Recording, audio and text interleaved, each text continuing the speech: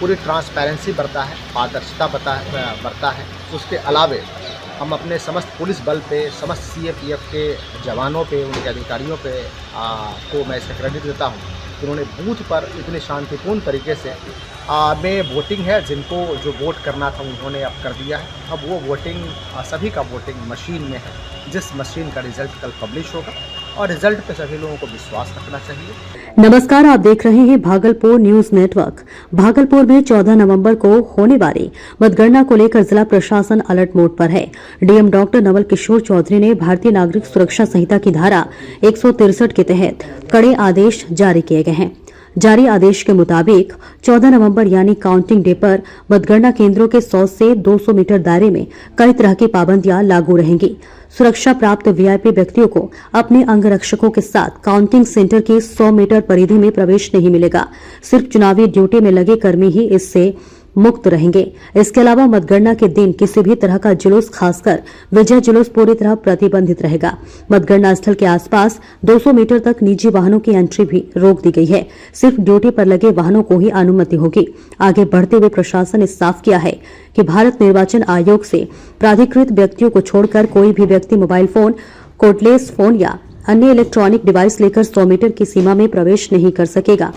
मतगणना केंद्र के भीतर केवल वैध पहचान पत्र वाले अधिकृत व्यक्ति ही जा सकेंगे। मीडिया के लिए भी प्राधिकार पत्र अनिवार्य है और उन्हें निर्धारित स्थान पर ही रहना होगा। इसके साथ ही काउंटिंग सेंटर के 100 मीटर के भीतर 5 या उससे अधिक लोगों के एकत्र होने पर भी रोक लगा दी गई है।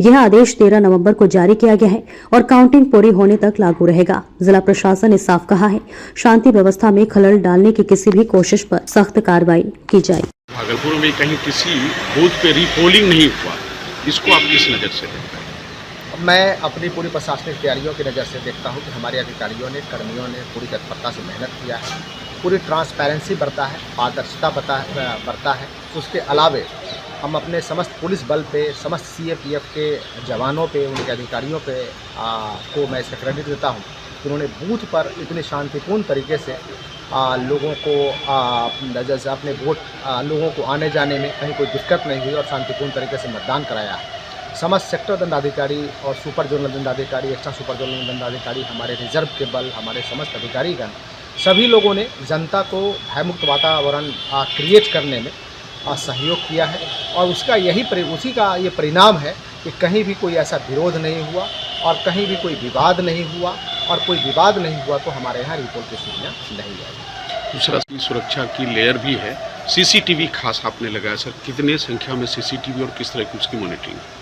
आपको अवगत करा दें कि प्रत्येक केंद्र पर 60 से अधिक सीसीटीवी कैमरे लगाए गए हैं। इतना ही नहीं, कल के दिन के लिए हमने कई जोन्स रखा है। कई जगहों पे जो वाच टावर है, कई ऊंची बिल्डिंग्स पे हमारे जवान और अधिकारी तैनात रहेंगे। काफ़ी संख्या में वीडियोग्राफर्स हैं, मजिस्ट्रेट हैं, क्यूआरटी हैं और भी जो कई दल हैं, सभी लोग तैयार हैं और हम लोग काफ़ी बेहतर तरीके से और जो भारत निर्वाचन आयोग का निर्देश है कि पूरी पारदर्शिता के साथ हम लोग मतगणना को संपन्न कराएं। सभी लोगों को, जितने भी कैंडिडेट हैं उनके लिए जो काउंटिंग एजेंट है वो भी उन लोगों ने नियुक्त किया है, जिसको कि कल सुबह से ही हम लोग एंट्री देंगे और पूरी पारदर्शिता के साथ कराएंगे ताकि सब कुछ फेयर। मतगणना करना होगा कि कोई उसके इलाके में अनहोनी ना हो, उसके लिए अलर्टनेस कुछ हम लोगों ने पूरा अलर्ट कर दिया है। हम लोगों ने आपस में बैठकें भी कर ली है। हमारे अधिकारियों को निर्देश भी दिया गया है कि बिल्कुल सौहार्द, बिल्कुल शांतिपूर्ण तरीके से सभी लोग रहें।